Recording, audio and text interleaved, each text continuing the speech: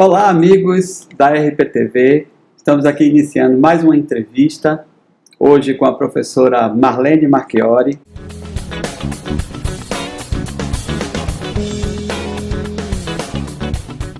Doutora em Ciências da Comunicação pela ECA-USP, graduada em Relações Públicas e Administração de Empresas, professora de diversos cursos de pós-graduação no país, né? Inclusive nesse momento ela está aqui em Salvador com a gente, aqui na UFBA, né? Professora do mestrado em administração na Universidade Estadual de Londrina, onde aliás ela tem uma história bonita, grande, né?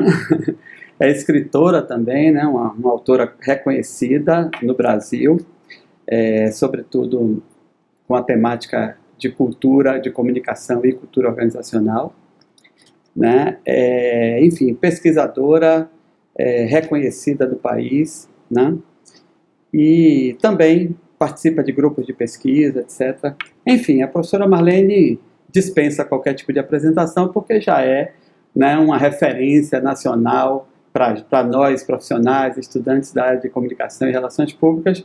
Todo mundo já a conhece e por isso mesmo é que estamos aqui, né, nesse momento, aproveitando a oportunidade dela estar aqui em Salvador. Eu preciso registrar uma coisa que é importante, né? Primeiro, agradecer a professora, né, por aceitar o convite para essa entrevista. É uma honra para mim. Muito obrigada, Marcelo, pelo convite, pelo carinho com que eu estou sendo recebida aqui em Salvador. Muito obrigada mesmo. Ok. E informar também que a professora Marlene se encontra aqui em Salvador a convite do curso de pós-graduação em Comunicação Estratégica, né, daqui da UFBA, que é um curso coordenado pelo professor Adriano Sampaio, né, a quem eu gostaria, inclusive, de parabenizar, tanto pela iniciativa do curso, quanto pela qualidade que esse curso tem, né, dado o seu corpo docente, e também pela estrutura, enfim. Realmente é um curso que está de parabéns por tudo que tem apresentado e por tudo que mostrou até aqui. E não precisa dizer muita coisa, a gente está aqui ao lado da professora Marlene Marchiori, então, né, a gente pode entender que tipo de curso é esse. Mas, professora, para começar, né, a gente sabe que o seu tema assim, de maior aprofundamento, pelo menos o que nós, estudantes e profissionais do Brasil, reconhecemos, né, te reconhecemos mais, é essa relação que você faz entre comunicação e cultura organizacional. Né? Nesse momento, qual o foco exatamente das pesquisas que a senhora tem feito?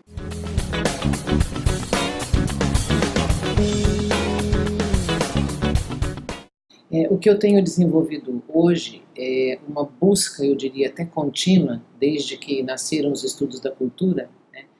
Que eles nasceram praticamente na época que eu me formei em administração, né? Onde nós já falávamos em cultura. Quando eu oriento o comportamento, por exemplo, das pessoas nas organizações, né, que a gente fala de cultura como cultura como variável, e falávamos na mesma época, que era 85, 89, sobre cultura como metáfora, que é aquela que tem como base as pessoas. Como você me pergunta em relação ao que hoje, especificamente, nós estamos estudando e nós estamos desenvolvendo, eu diria que nós, com a coleção Face, nós abrimos, né, inúmeras possibilidades de se olhar a questão da cultura para além de visão, missão e valores nas organizações. Então, por exemplo, nós podemos falar de cultura como conhecimento, cultura como mudança, cultura como liderança, cultura como linguagem, cultura como discurso, ou seja, essas inúmeras faces podem permitir diferentes possibilidades de pesquisa e de desenvolvimento desse tema. Principalmente porque esse tema ele tem tudo a ver com a questão da comunicação. E hoje o direcionamento que eu venho desde 2010, 11, 12, né, trabalhando, não presente na coleção Faces, porque a coleção Faces, apesar de ter nascido em 2014, ela é antes de 2010, 12, 13, né, vamos dizer assim. Né? Eu hoje estou trabalhando o que eu chamo de imbricações entre cultura e comunicação. né? E as imbricações é exatamente uma permeando a outra. Perfeito. Se você, Marcelo, fosse conversar comigo, por exemplo, talvez há 10 anos atrás, eu iria falar que cultura é comunicação e que comunicação é cultura, né? Eu falaria que, por exemplo, eu não consigo perceber como que essa organização existe se eu não perceber e identificar os movimentos comunicacionais que levam, né, os movimentos comunicacionais comportamentais que levam à formação de uma determinada identidade, inclusive, né, quem somos enquanto organização.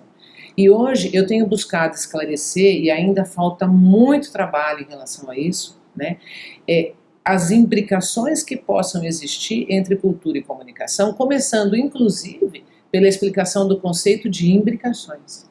Que o professor Taylor estava, coincidentemente, numa mesma mesa comigo, apresentando um trabalho. Ele falava sobre o que são imbricações, que até vem mais da parte de conceitos de tecnologia, etc. Tal.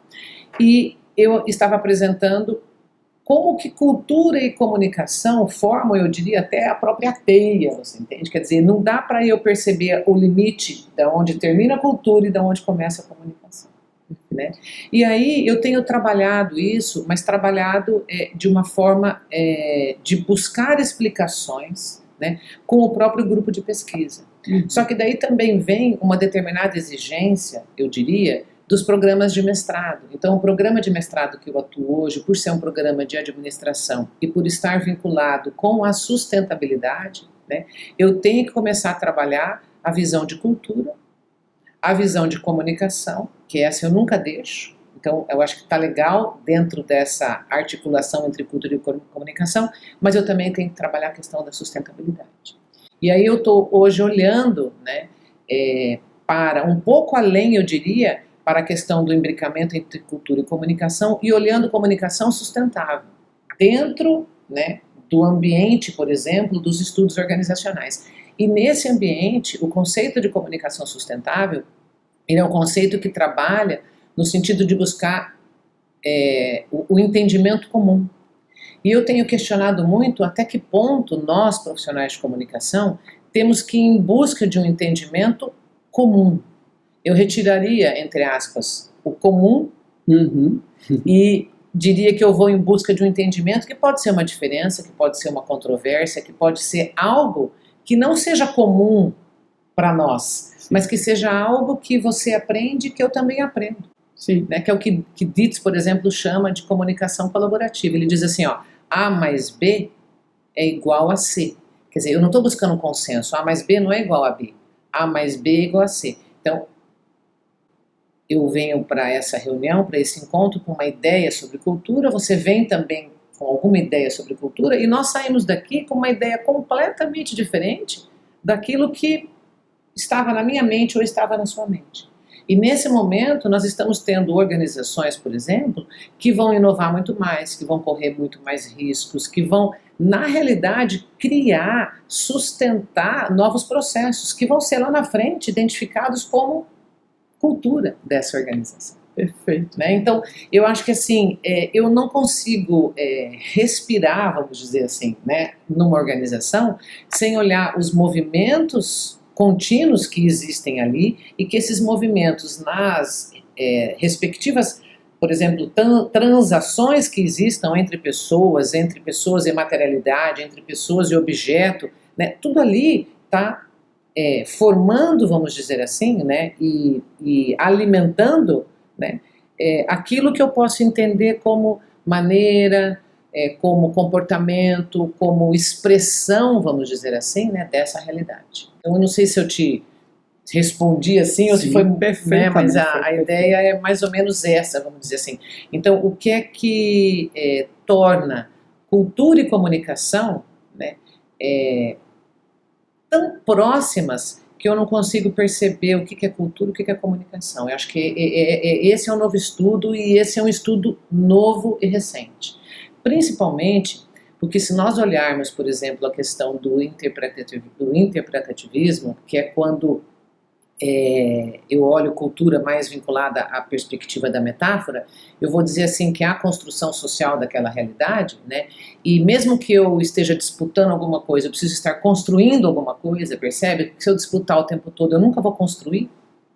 Perfeito. Né? Então, em algum momento, eu preciso sentir que eu estou fazendo alguma coisa por aquela organização, por aquela atividade, por mim, pelas pessoas com as quais eu me relaciono, né? Vamos dizer assim. E tudo isso permeia, né, processos de análise e condição de compreender melhor aquela realidade. Bom, eu compreendendo essa realidade, eu consigo, inclusive, saber como agir perante aquilo, né? E respeitar aquilo. Né? Passando a ter um movimento comunicacional diferente, que não é um movimento informacional, que é um movimento interacional.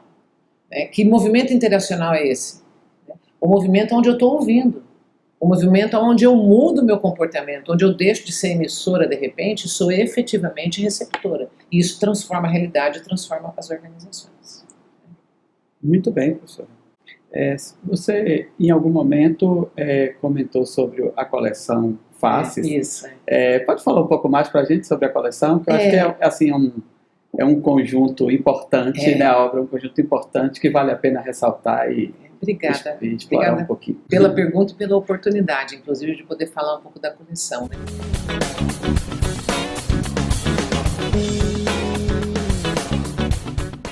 Eu acho que aquilo que você faz com paixão, né, aquilo que você faz com envolvimento, e eu costumo dizer muito assim, aquilo que a gente cria, a gente não cria sozinho.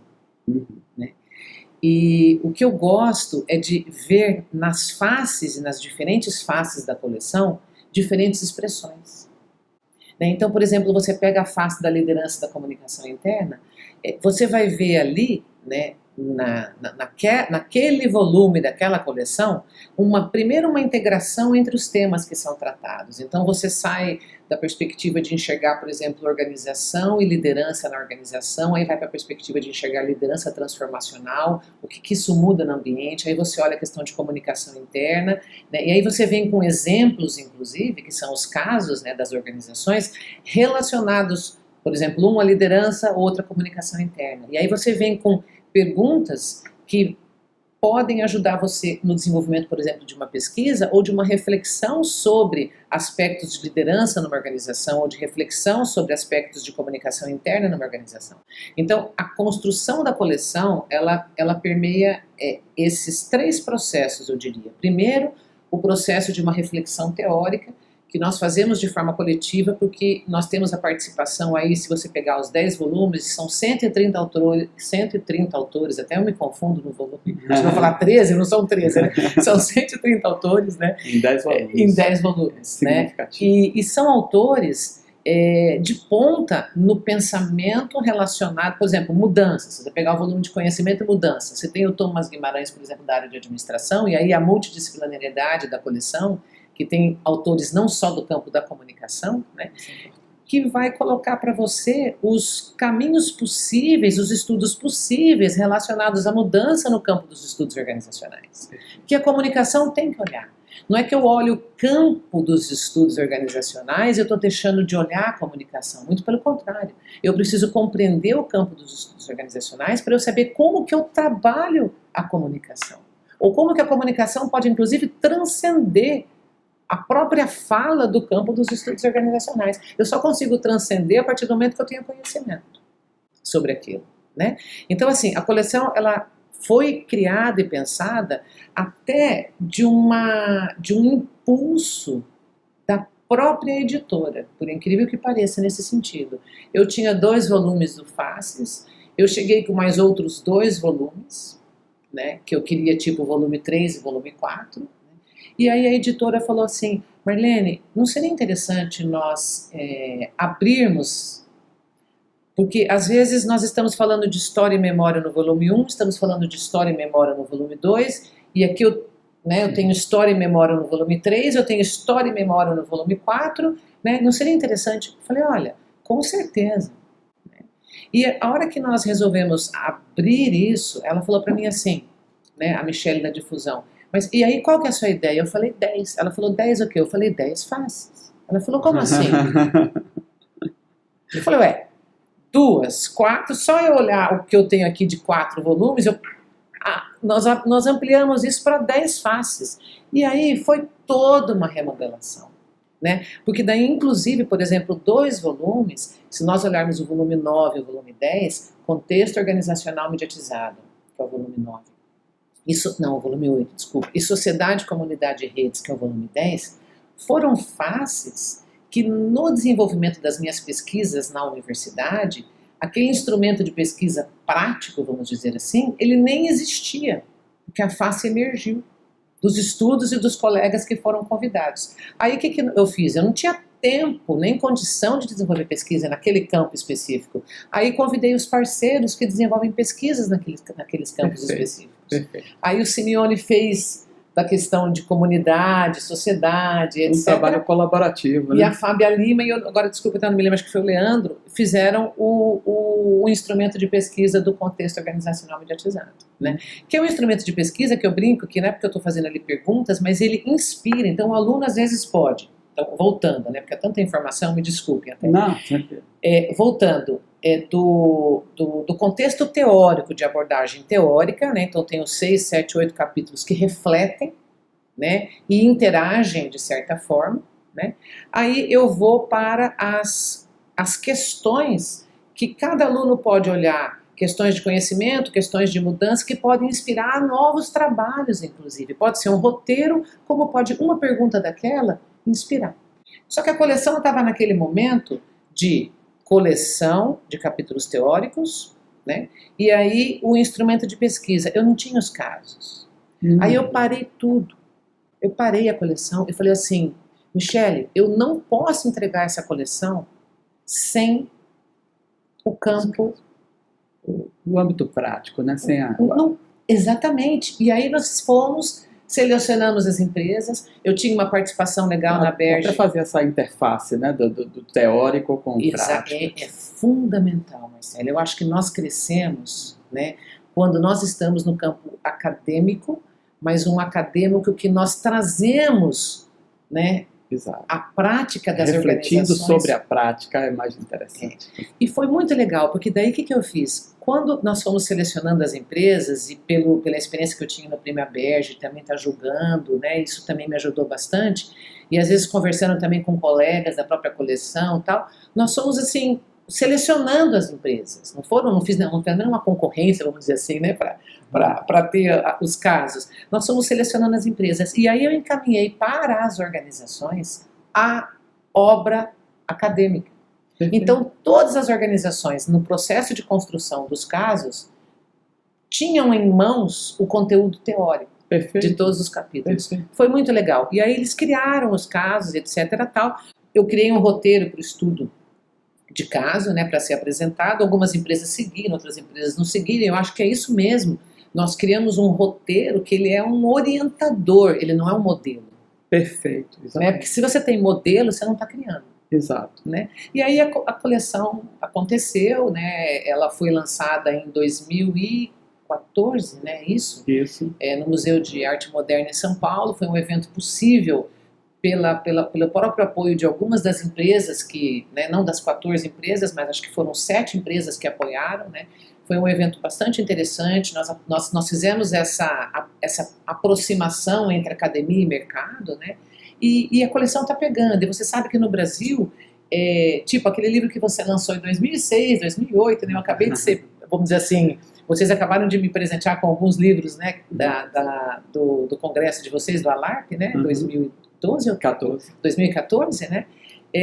Você sabe que é bem isso mesmo, né? Então a gente vai interagindo, a gente vai trabalhando, e aí o livro vai se fortalecendo, né? Por exemplo, tem o livro Comunicação e Organização, Reflexões, Processos e Práticas, que nós lançamos em 2010 na GV, que eu vou dizer para vocês, por exemplo, que ainda ele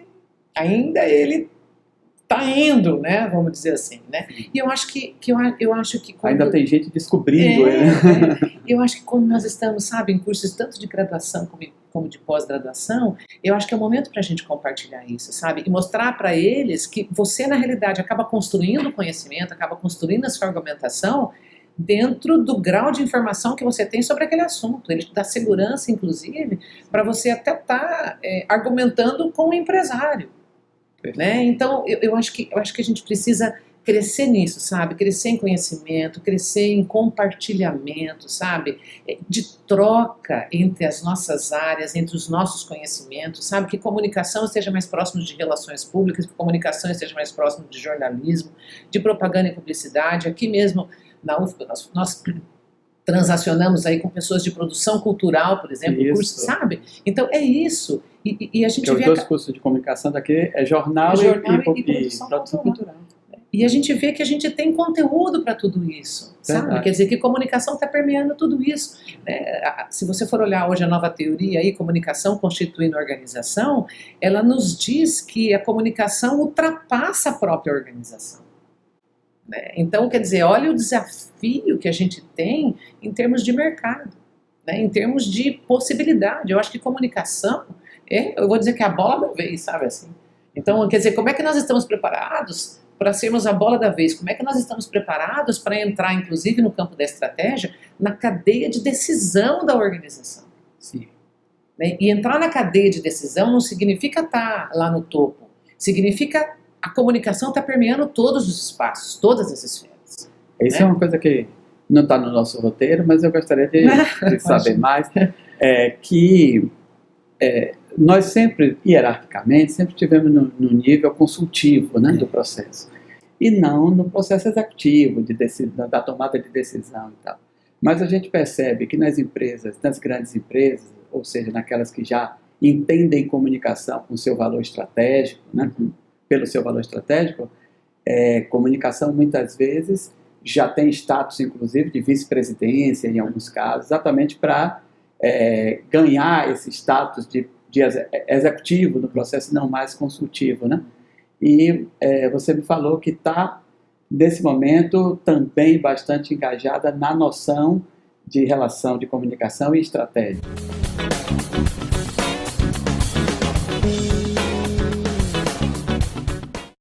Na noção exatamente do que nós chamamos, até um conceito criado por nós, por mim e pelo Bulgakov, que foi meu orientador na administração, veja que coisa, né? De um trabalho que nós apresentamos em 2010 no Congresso, que é estratégia como prática comunicacional. E, na realidade, o conceito de estratégia como prática, ele é um conceito do Huntington que diz assim: nós não temos estratégias se nós não tivermos as pessoas na criação delas. Basicamente isso. Práticas, praticantes, etc. Mas o conceito dele, ele se tornou uma área de estudo hoje exatamente porque ele coloca as pessoas, né, no plano de desenvolvimento e de criação das estratégias. Então, não é algo que o Marcelo e eu, lá na alta administração, definimos e depois, essa aqui é a estratégia da organização. Né? Nós não estamos falando também de planejamento participativo. Nós estamos falando de gestores que constroem com as suas equipes, né, primeiro o entendimento de quem nós somos aqui, né, nessa célula da organização. Depois o entendimento de quem nós somos nessa célula em relação às demais células, né? Porque às vezes você fica na sua célula, você não transaciona com outras células na organização. Isso talvez seja um dos grandes problemas, né? Assim, não sei se eu acredito que sim. Eu acredito que sim. E eu acredito que nós esquecemos de olhar exatamente a organização, e não as áreas da organização. Né? Então, eu acho que o campo da estratégia como prática, ele é um campo que nos dá, parece que eu estou lendo aqui até agora, né? Mas eu estava brincando, é que eu fico pensando e raciocinando, porque ele fica puxando, né, Marcelo? E a gente vai raciocinando e pensando aqui no que a gente está falando, né? Depois precisa ver se nós raciocinamos corretamente, né? Mas a ideia da estratégia como prática comunicacional é exatamente, né, que nós não conseguimos aqui, o exemplo do DITS, tá, da comunicação colaborativa, mesmo que fosse um processo de criação de estratégia, né, são nessas interações, na realidade, que nós vamos conseguir criar alguma coisa. Né? Então, a hora que eu estou entendendo quem eu sou, a hora que eu estou entendendo quem eu sou em relação às demais áreas da organização, e a hora que eu estou entendendo a organização, eu consigo conceber, inclusive, o desenvolvimento e a transformação e o crescimento. Senão eu não vou conseguir. Eu não vou saber nem o que eu estou fazendo aqui. Perfeito. Né? Então eu acho que não é só o vínculo relacionado ao negócio, é o vínculo relacionado à construção, à relação, né? E o que nós estamos fazendo lá na frente. Que aí é a chamada da sustentabilidade, etc. Tal, mas uma chamada de uma sustentabilidade que hoje eu estou construindo o meu futuro. Então, como que eu estou construindo o meu futuro agora, nesse exato momento aqui, né? E nas relações que eu tenho, e na extensão das relações. Só para ter uma ideia, esses dias nós estávamos em Londrina, num evento que nós fizemos no campo do agronegócio, né? E nós discutimos exatamente o próprio conceito do agronegócio, sabe, Marcelo? Então, por exemplo, assim, se o agronegócio, antes nós falávamos, né, de antes da porteira, né, na fazenda, na propriedade, e o pós-porteira, que ia até o consumidor, hoje nós estamos falando de esferas e de trabalhos relacionados ao agronegócio com a sociedade. Por exemplo, alimentação funcional, bem-estar, tudo isso está embutido hoje, entre aspas, né, na visão do agronegócio. E aí até nós brincamos assim e questionamos, quer dizer, nós temos que mudar o próprio conceito. O conceito do agronegócio tem que evoluir. Né? E nós estamos falando de agronegócio porque hoje é praticamente aquilo que está, né, levando o nosso país, vamos dizer assim. Né? Então, quer dizer, até nisso, né, a comunicação está ali. Eu fico às vezes pensando, será que a gente ia falar comunicação na saúde, comunicação no agronegócio, comunicação não era? Quando a gente estudava Kenfield na nossa época, vamos brincar assim, né? A gente falava de concorrente, comunicação com funcionários, comunicação com concorrente, comunicação com cliente. Será que agora a gente tem que abrir, né? Comunicação na saúde, comunicação na esfera pública, comunicação no agronegócio, meio, não é? Pois é. Claro que existem as especificidades e tal, mas no fundo tem aí um meio aí que é geral, né? Assim que a gente precisa se apegar também. Eu até brinco, aqui em Salvador hoje, no empreendedorismo e comunicação estratégica, nós desenvolvemos aqui dentro dessa sala de aula 11 projetos. E dos 11 projetos, 5 são ligados à cultura em Salvador. Né? Quer dizer, de 11 projetos, 5 dá quase 40%. Quer dizer, então é comunicação e cultura, né? Comunicação e percebe? Olha a dimensão que nós temos. Então, às vezes eu fico assim, tem espaço? Gente, tem um mar. Não tem espaço, tem um mar. É verdade. Né? O que nós estamos fazendo? O que nós estamos buscando? Como que a gente se direciona? Né? Eu acho que é isso, sabe? É ter paixão, é gostar, é ter envolvimento, é ter disponibilidade, sabe? Eu acho que é isso que move a gente, né? É verdade. Professora, qual seria, na sua opinião, assim, o grande desafio que a gente tem assim, na nossa área de comunicação hoje no Brasil?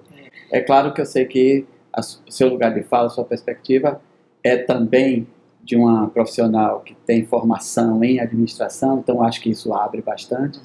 Eu, por exemplo, não tenho formação em administração, mas sou professor do curso de administração há muitos anos.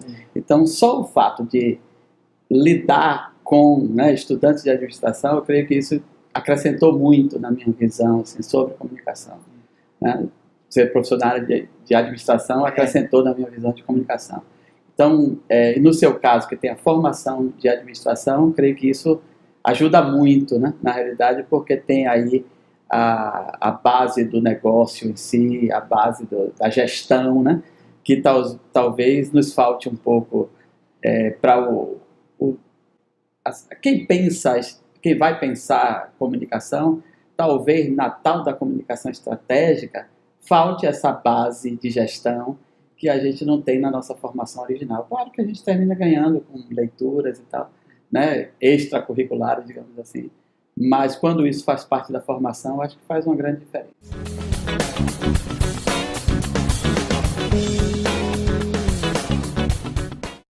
Eu vou dizer para vocês assim, que eu não sei se eu concordo muito, se você me permitir, porque assim, veja, e foi até legal, e a sua pergunta eu posso responder a sua pergunta da experiência que nós tivemos de ontem para hoje. Então ontem nós tivemos, por exemplo, uma fala do Sebrae em termos de inovação e de startup, e do trabalho que o Sebrae Bahia vem fazendo, que é fenomenal, etc. Né? E eles falam e falaram do método Canvas, né, do desenvolvimento de um modelo, por exemplo, de plano de negócios. Ok. Ele nos ajuda a questionar o negócio da organização. E se nós lermos, nós conseguimos questionar o negócio da organização, porque nós consideramos tudo isso no plano estratégico de comunicação, que é a questão de orçamento, cronograma, viabilidade, públicos, né, valor, né, o mais importante, o valor daquele negócio, o que efetivamente nós estamos criando. Perfeito. E nisso, eu vou dizer para você que eu acho que a leitura comunicacional, ela ajuda muito. Então, eu acho que quando nós estamos desenvolvendo, claro, legal fazer um curso de planejamento estratégico, com certeza, aí eu concordo plenamente, mas o que no campo do planejamento estratégico, né, qual é o olhar da comunicação? E essa eu acho que é a nossa contribuição como campo comunicacional, né? Como que nós podemos, né, olhar comunicacionalmente para aquela situação e trabalhar.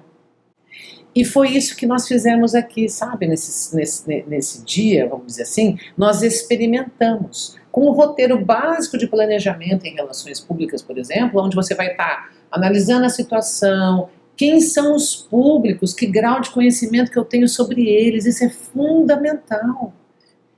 Que experiências eu tenho com eles, entende? A partir dessa análise básica, vamos dizer assim, aí sim eu vou para o desenho das estratégias, né? Eu vou para o desenho dos objetivos, estratégias, para as táticas, para a operacionalização, para as ações, para a avaliação, para a mensuração, que eu até brinquei ontem aqui, eu falei que mensurar é celebrar, e as pessoas gostaram, porque celebrar, parece que mensurar é um pouco frio, né? E celebrar, nós estamos comemorando, mas nós estamos comemorando o movimento seguinte, porque quando você dá início a processos comunicacionais, você não tem fim. É verdade. Né? Comunicação é movimento. Claro. Né? Então, assim, eu acho que te ajuda, mas eu acho que nós precisamos ampliar cada vez mais o olhar comunicacional e a contribuição que nós damos para que aquilo saia do papel. Porque às vezes nós temos planejamentos, né, coisas fenomenais, de repente, ideias maravilhosas, mas elas não saem do papel, exatamente porque eu não tenho as conexões, eu não tenho as ligações, eu não tenho as interações, eu não tenho... E é isso que nós fazemos. Eu digo hoje que comunicação, área de relações públicas, área de comunicação organizacional, eu diria, não estou falando de educomunicação, mas eu estou falando que nós hoje somos os inspiradores da comunicação na organização. E nós precisamos transbordar a comunicação para todos os gestores. E os gestores devem ser comunicadores, tanto quanto nós. Perfeito. Marcela, tem uma pesquisa do IABC, que é igual a Berge no Brasil, que diz assim, 13% está nas mídias, 33% está nos processos, e os 50 e poucos por cento, que eu sou péssima em matemática, vou fazer uma confissão para vocês aqui, né? Os 50 e poucos por cento está exatamente na pessoa que está mais próxima de mim na organização. Perfeito. Então acabou aquela coisa da grande figura, entende? São as pequenas figuras, e essas pequenas figuras movimentam a organização. E aí eu acho que a nossa tendência, como você me perguntou, desafios ou perspectivas, seria olhar mais para a comunicação transacional. O quanto que eu estou construindo de sentido, enquanto pessoa, o quanto eu estou me desafiando, e isso tem que estar em todas as esferas da organização. Então eu acho que é sair do campo de instrumento, ferramenta, remédio, até me perdoem essa expressão, sabe? Eu estou com um problema aqui, vem comunicação. Sim. Resolve o problema. Comunicação é processo, comunicação não é remédio. Então eu acho que o nosso desafio está exatamente em como... Até porque se tivesse né, um processo em andamento, não precisaria daquele remédio naquele momento, que as coisas estariam funcionando adequadamente. E às vezes a visão da administração é assim, eu estou com um problema, chama a comunicação. Exato. E quando a comunicação é estratégica, não é assim que a comunicação é vista ou percebida, entende? Então, eu acho que quando eu tento aproximar a comunicação com a administração, igual aquele livro, Comunicação e Organização, Reflexões, Processos e Práticas, onde autores da administração e da comunicação escreveram o mesmo capítulo, né, é exatamente para que o campo da comunicação se posicione. E o campo da comunicação tenha encontro com o campo dos estudos organizacionais. E não porque eu estou indo para a área de administração, eu estou deixando o campo da comunicação, de forma alguma. Né? Claro. E chega um determinado momento que a própria área de administração, e eu tenho percebido isso, eles falam assim, mas Marlene, nós precisamos de comunicação. Peraí, porque eu sei isso, mas eu não sei ir além disso. Como que eu vou além disso? Pois é, claro. E eu acho que aí somos nós, entende? Então, sabe, a nossa voz é uma voz poderosa. A nossa voz é uma voz de transformação. A nossa voz é uma voz de não reprodução. E aí, o quanto que nós estamos sendo empreendedores, entende? Hoje nós falamos sobre isso aqui também. Que empreendedorismo é transformação.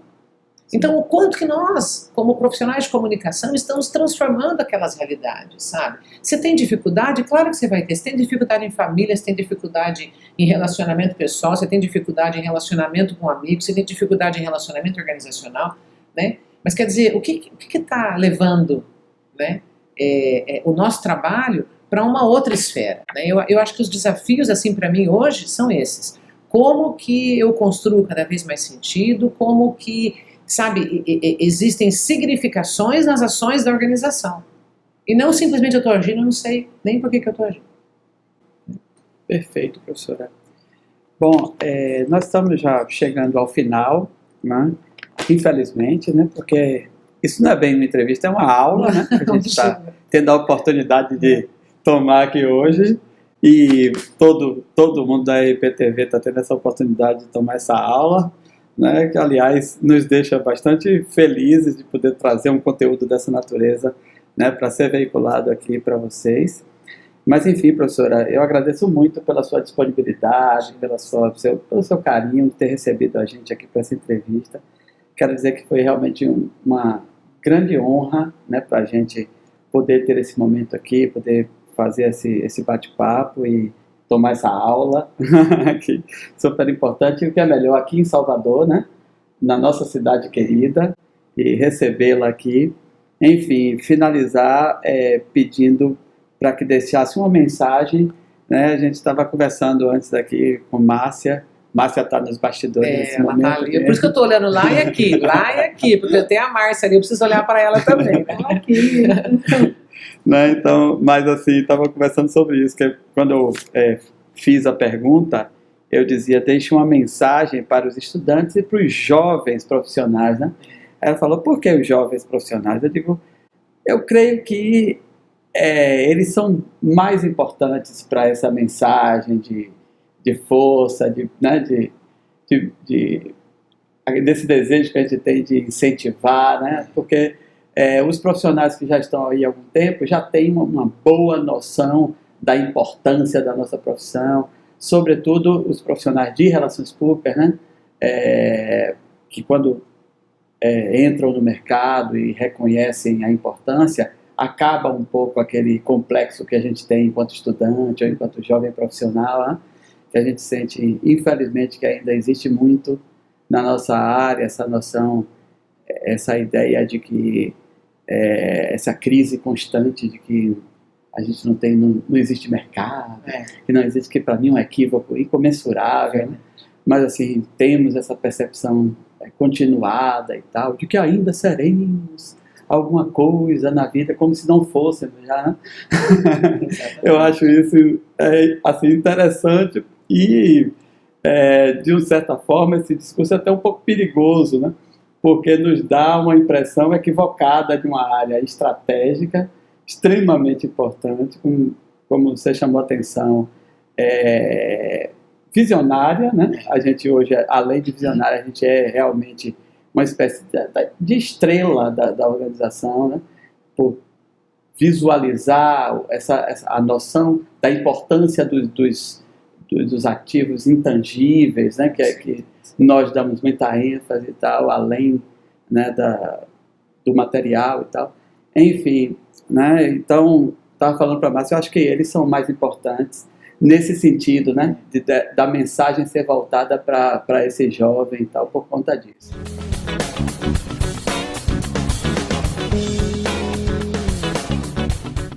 Eu acho que eu diria a primeira coisa assim, eu acho que nós aprendemos com vocês. Eu acho que assim, o jovem hoje, ele nos dá uma condição assim, ele acaba até nos inspirando, eu diria. Né? E eu acho que a gente tem que usar. Eu acho que a gente tem que acreditar na nossa capacidade. Porque às vezes nós duvidamos daquilo que nós somos capazes de fazer. Né? Então, assim, o que eu gostaria de falar para você é: ouse, acredita naquilo que você está pensando, claro que com segurança, com estudo, com avaliação, com conteúdo, né? Não brinca, né? Claro. Mas assim, duas coisas, eu acho que acreditar e ousar, né? E eu complementaria o acreditar e ousar com qual é o discurso comunicacional que eu estou trazendo para esse projeto, para essa área, para esse processo, para essa realização. Porque às vezes nós ficamos nos pautando em outros discursos e não colocamos a comunicação. Perfeito. Né? Então eu acho que assim, nós temos compreensão do nosso campo, nós sabemos de todas as nossas possibilidades, então ouse, crie, vá em frente, acredite, não se limite. E o seu ritmo é um ritmo muito maior do que o nosso. Por isso que eu digo que nós aprendemos com vocês, porque é uma experiência tão fenomenal, sabe? Você vê uma ideia que era um negocinho assim, em 6, 7 horas, virar uma projeção, quer dizer, olha, assim, num momento de pressão que eles mesmos assim confessam. Você chegou aqui no primeiro dia, você disse que nós íamos fazer um planejamento, uma proposta estratégica. Em 2 dias nós estamos aqui apresentando a proposta estratégica. É isso, nós temos capacidade, nós temos que acreditar. Né? E eu assim gostaria de agradecer muito o carinho de vocês, sabe, a disponibilidade de vocês terem saído sábado, né? Vamos confessar para a turma, né? Nós estamos aqui no sábado às 6:45 da noite, não é verdade? Né, conversando, então assim, muito obrigada, me colocar sempre à disposição, assim, eu fico muito feliz de estar aqui, de coração mesmo, é uma coisa assim, eu não sei, tem alguma coisa que me deixa bem, me deixa feliz, me deixa à vontade, sabe, ouvir os alunos, ouvir sabe, a cultura, a história, né, aquilo que a gente valoriza aqui, que é tão diferente, né, e assim, dizer para esses alunos ou esses profissionais novos, e talvez a gente não precise falar tanto isso para eles, né, Marcelo? Equilibrar um pouco assim, o pessoal com o profissional, sabe? Uhum. Não ter só o profissional pesadão, né, igual nós passamos por essa fase, né? Então assim, e para vocês acho que às vezes a gente nem precisa falar isso, mas assim, vivam também, sabe? Levem essas experiências para casa de vocês, levem essas experiências para outros processos, sabe? E vivam a vida. Eu acho que, sabe, vamos celebrar mais, vamos acreditar mais em tudo aquilo que a gente está vivendo, aquilo que a gente está construindo, né? Então tem às vezes empresas aí que você está vendo, não estou falando nem de startups, mas estou falando assim de empresas que estão pensando em orientar organizações sobre capitalismo consciente.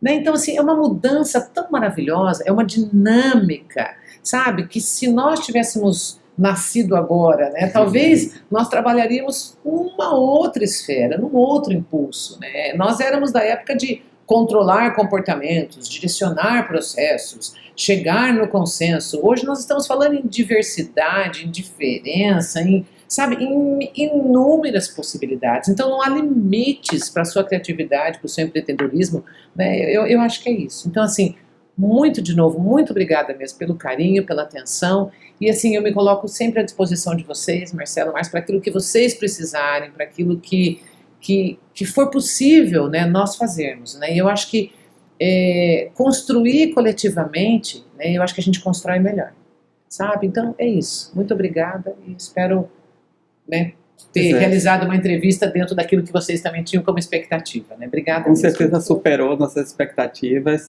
nós vamos terminando por aqui, agradecendo demais a professora Marlene. Como eu disse, passou de uma entrevista, né? Isso foi uma grande aula para a gente. E a gente se vê na próxima entrevista da RPTV, que, como todos sabem, dentro da nossa programação, as entrevistas não têm periodicidade fixa, mas acontece a qualquer momento com um novo profissional, que a gente possa chegar até eles, ou nós, né, diretamente, ou os nossos correspondentes que estão pelo Brasil e pelo mundo afora. Então, até a próxima.